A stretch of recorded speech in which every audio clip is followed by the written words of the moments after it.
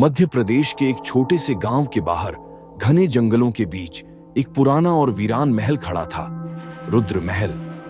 इसकी टूटी फूटी दीवारें, विशाल लोहे के गेट और उस पर फैली हुई बेलें इसे और भी रहस्यमयी बनाती थीं। स्थानीय लोगों का कहना था कि यह महल शापित है और जिसने भी रात में इसमें कदम रखा वह कभी वापस नहीं आया। महल के अंदर किसी अनजानी शक्ति का वास था जो हर किसी को अपने जाल में फंसा लेती थी। साहसी दोस्तों का फैसला एक रात शहर से आए 4 दोस्त राहुल, सीमा, विक्रम और अंजलि गांव की कहानियों से रोमांचित हो गए। उनकी जिज्ञासा इतनी बढ़ गई कि उन्होंने रुद्र महल को खुद देखने का फैसला किया। गांव वालों ने उन्हें चेतावनी दी कि वे महल के पास न जाएं, लेकिन उनकी उत्सुकता डर से ज्यादा थी। डरने की कोई बात नहीं है, ये सब बस कहानियां हैं, राहुल ने मुस्कुराते हुए कहा। विक्रम थोड़ा झिझका, फिर भी ये जगह कुछ ज्यादा ही अजीब लगती है। सीमा और अंजलि ने विक्रम का मजाक उड़ाया। डरपोक कहीं के, चलो देखते हैं अंदर क्या है। महल में प्रवेश रात का समय था। आसमान काले बादलों से ढका हुआ था और हवा ठंडी चल रही थी। चारों दोस्त टॉर्च की रोशनी में महल के गेट तक पहुंचे।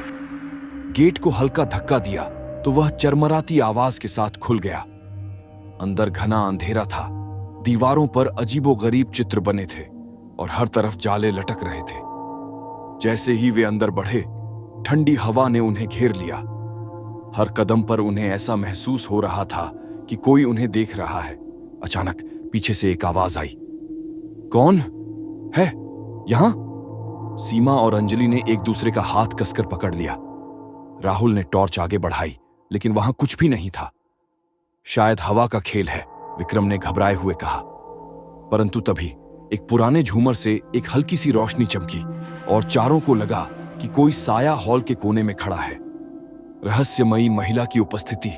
देखो, अंजलि ने कांपते हुए इशारा किया।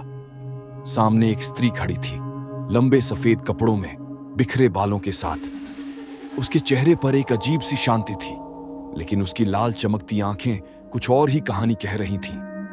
सीमा डर के मारे चीख पड़ी और बेहोश हो गई। भागो! विक्रम चिल्लाया, लेकिन दरवाजे अपने आप बंद हो गए। महिला धीरे धीरे उनकी ओर बढ़ रही थी। उसका हर कदम गूंजता था, जैसे महल खुद उसकी उपस्थिति से कांप रहा हो। प्रेम और आतंक का खेल, राहुल ने हिम्मत जुटाकर पूछा। तुम कौन हो? स्त्री मुस्कुराई। उसकी मुस्कान इतनी भयावह थी कि राहुल का दिल तेजी से धड़कने लगा। तुमने मेरी शांति भंग की है, अब तुम यहां से नहीं जा सकते। अंजलि का दिल तेजी से धड़क रहा था। उसकी आंखें स्त्री से हट ही नहीं रही थीं। उसे ऐसा महसूस हो रहा था जैसे कोई उसे किसी अदृश्य शक्ति से बांध रहा हो। तुम बहुत सुंदर हो, अंजलि के मुंह से अनजाने में निकला। स्त्री की आंखें एक पल को बदल गईं। ऐसा लगा जैसे उसकी आत्मा में कहीं छुपा हुआ दर्द जाग गया हो। 100 साल पहले मेरा प्रेमी मुझसे दूर हो गया और मैं यहीं रह गई। उसकी आवाज में करुणा और दर्द था। अचानक हवा और ठंडी हो गई। महल की दीवारों से दर्द भरी चीखें निकलने लगीं।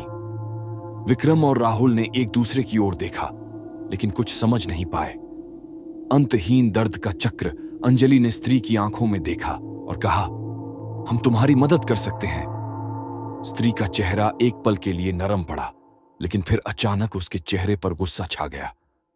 कोई मेरी मदद नहीं कर सकता, उसने चीखते हुए कहा और उसकी आंखों से काले आंसू बहने लगे। राहुल, विक्रम और अंजलि हवा में उठने लगे। उनके गले दबने लगे और वे तड़पने लगे। अगली सुबह गांव वालों को सिर्फ सीमा बेहोश अवस्था में मिली। राहुल, विक्रम और अंजलि हमेशा के लिए गायब हो चुके थे। आज भी रुद्र महल जिंदा है। लोग कहते हैं कि अब महल के अंदर 3 नई आत्माएं भी भटकती हैं। रात के समय वहां हंसी, चीखें और फुसफुसाहटें सुनाई देती हैं। कुछ ने तो अंजलि जैसी परछाई भी देखी है, जो अब महल की नई मालकिन बन चुकी है।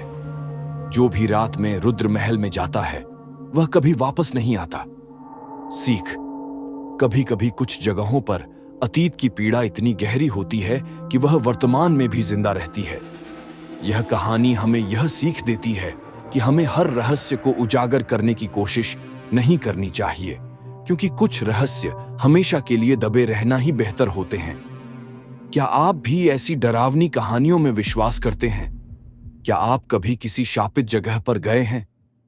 हमें कमेंट में बताइए।